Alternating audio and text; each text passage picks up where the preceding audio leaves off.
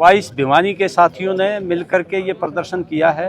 आप सबको पता है कि हमारी मांगे हैं, जिस तरह से दिल्ली जंतर मंतर पर छात्रों और नौजवानों से जो बर्बरता से लाठीचार्ज किया है, उसकी हम फिर निंदा करते हैं।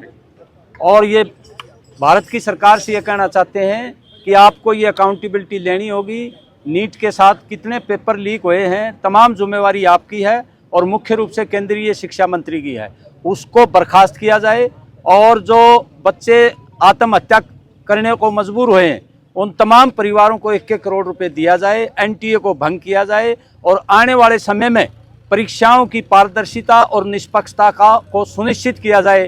कोई भी पेपर भविष्य में लीक ना हो और जितने भी लोग इन्वॉल्व हैं, हालांकि प्रधानमंत्री कह रहे हैं फास्ट ट्रैक कोर्ट में उनको हम सख्ती से पेश आएंगे, कड़ी से कड़ी सजा देंगे, उनको कड़ी से कड़ी सजा दी जाए।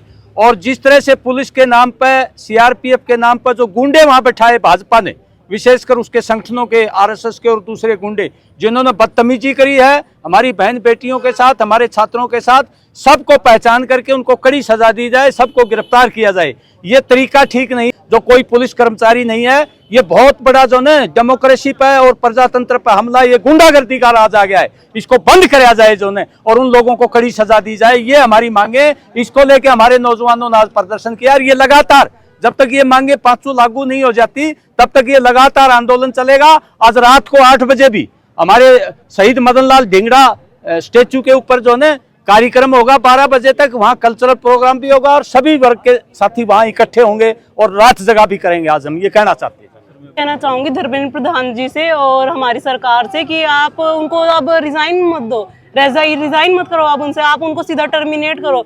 वरना अगर उनको अभी टर्मिनेट नहीं करोगे तो ये प्रोटेस्ट ऐसे ही बढ़ता रहेगा और हम स्टूडेंट्स ना ही पीछे हटेंगे जब तक हमें अकाउंटेबिलिटी नहीं मिल जाती।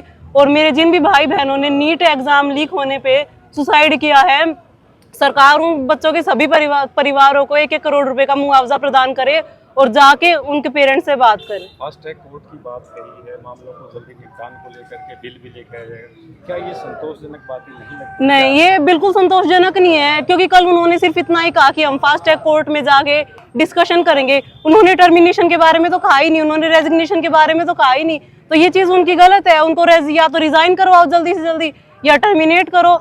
धर्मेंद्र प्रधान ने अपनी खुद की बेटी को तो बाहर भेजा हुआ है और यहाँ पे जो हम बच्चे यहाँ पे इंडिया में रह के पढ़ रहे हैं, हमारा कोई भविष्य नहीं है। भविष्य सिर्फ जो बड़े अच्छे अमीर आदमी है उनके बच्चों का है, हमारा कोई भविष्य नहीं है। हम मिडिल क्लास, इसका मतलब ये थोड़ी कि हमारे पास राइट नहीं है। हमारे पास हर चीज का राइट और हमारे पास अपनी आवाज उठाने का भी राइट है, तो हम अपनी आवाज उठाएंगे। जब तक वो टर्मिनेट नहीं करेंगे हम पीछे नहीं हटेंगे। पिछले 12 साल के अंदर इस सरकार ने, मतलब ये वो सरकार है जो सबसे अंधी, गूंगी और बहरी है, क्योंकि पिछले 12 साल में किसी भी वर्ग को इन्होंने पीछे नहीं छोड़ा है। चाहे वो जवान हो, किसान हो, छात्र हो, महिलाएं हो, बुजुर्ग हो, हर वर्ग के साथ इन्होंने दमन किया है। इतनी दमनकारी सरकार है।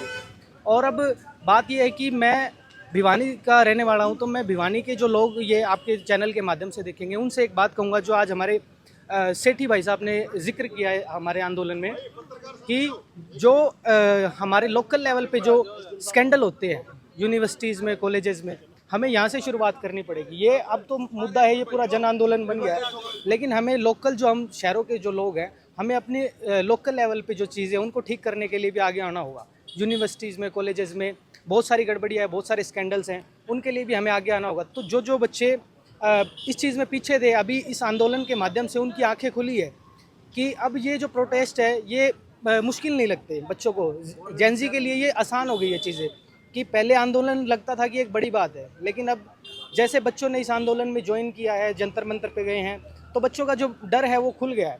तो इसी डर के खुलने के साथ है ना, हमें लोकल लेवल से आगे आना होगा, ताकि हम लोकल से फिर बड़े लेवल तक जाके जितनी भी जो ख़राब चीज़ें हैं सिस्टम से, उनको बाहर निकाल के फेंक सकें।